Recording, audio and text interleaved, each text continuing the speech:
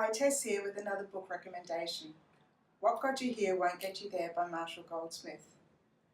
What I love about this book is it's beautifully written, it's easy to read, but most importantly, it's a safe way to learn about habits and traits that we have that can be holding you back to having effective communication, effective workplace communication, and stop you getting where you want to go, stopping you going to that next level.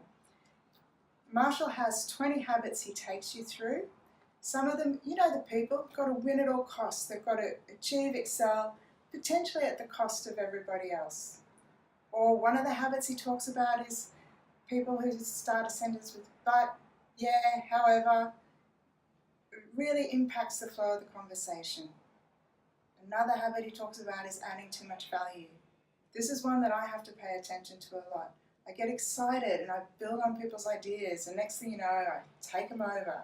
So it's something I need to learn to sit back and go, hey, that's great, what would you do next? How would you implement it?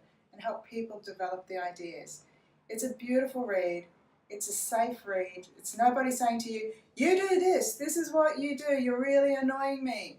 So a very safe but the very, very good book to start becoming aware of your personal communication habits and traits. Hope you enjoy.